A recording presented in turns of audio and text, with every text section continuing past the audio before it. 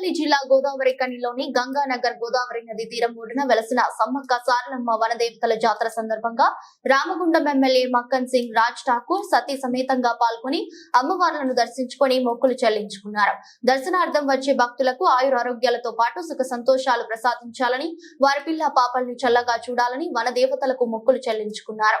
ప్రతి 2 సంవత్సరాలకు ఒకసారి కుంభమేళా లాగా జరిగే వనదేవతల జాతర నిజంగా చాలా ఆధ్యాత్మికమైన జాతరని, సమ్మక్క సారలమ్మలను దర్శించుకోవటం అంటే ప్రకృతి మాత ఆశీర్వచనాలు తీసుకోవటం లాంటిదని, సమ్మక్క సారలమ్మ జాతరకు వచ్చే భక్తులకు అన్ని రకాల సదుపాయాలు కల్పించాలని సంబంధిత అధికారులకు మరియు కమిటీ వారిని ఎప్పటికప్పుడు అప్రమత్తం చేస్తున్నానని, భక్తులకు ఏవైనా ఆటంకాలు ఎదురైతే తన దృష్టికి తీసుకురావాలని తెలిపారు. ఈ కార్యక్రమంలో ఎమ్మెల్యే మక్కన్ సింగ్ రాజ్ ఠాకూర్ దంపతులతో పాటు కార్పొరేటర్లు, జాతర కమిటీ చైర్మన్, అధ్యక్షులు, కార్యవర్గ సభ్యులు మరియు ప్రముఖ కాంగ్రెస్ పార్టీ నాయకులు, వివిధ విభాగాల అధ్యక్షులు, పలు విభాగాల నాయకులు, కార్యకర్తలు, ప్రజలు అధిక సంఖ్యలో పాల్గొన్నారు.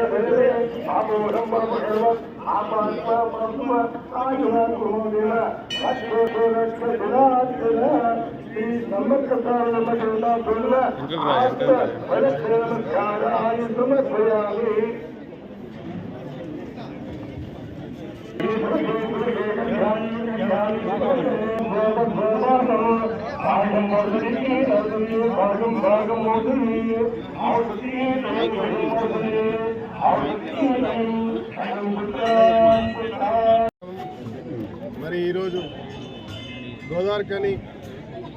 గోదావరి నది బ్రిడ్జ్ ఒడ్డున గతంలో కనివీని ఎరగని రీతిలో బ్రహ్మాండంగా జరుపుకుంటా ఉన్నాం. ఈరోజు పూజా కార్యక్రమం జరిగింది. సాయంత్రం అమ్మవార్లు వస్తారు, రేపు ఇంకొక అమ్మవారు వస్తారు.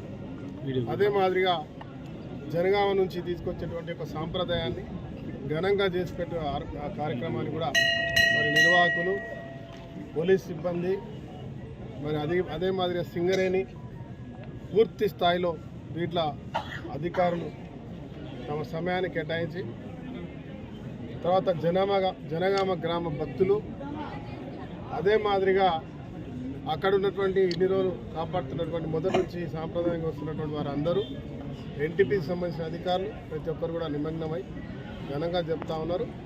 ఇది సవ్యంగా జరపడానికి వచ్చేటువంటి ప్రతి ఒక్క భక్తుడికి అన్ని రకాల వసతులు ఏర్పాటు చేయాలో మరి ఈసారి మీరు చూస్తూ ఉన్నారు ఏ రకంగా జరుగుతూ ఉంది.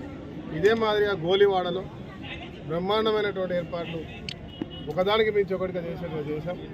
తక్కలపల్లి, వేమూరులో కూడా ఈ 4 ప్రాంతాల్లో దాదాపు 7 నుంచి 10 లక్షల మధ్య జనం దీంట్లో భాగస్వాములు అవుతూ ఉన్నారని తెలుస్తూ ఉంది.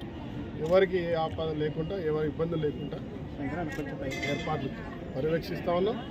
రేపు మీ అందరితో మరొకసారి పూర్తి స్థాయిలో సమగ్రంగా ఒక ప్రెస్ మీతో కార్యక్రమాన్ని పెట్టుకుంటాం.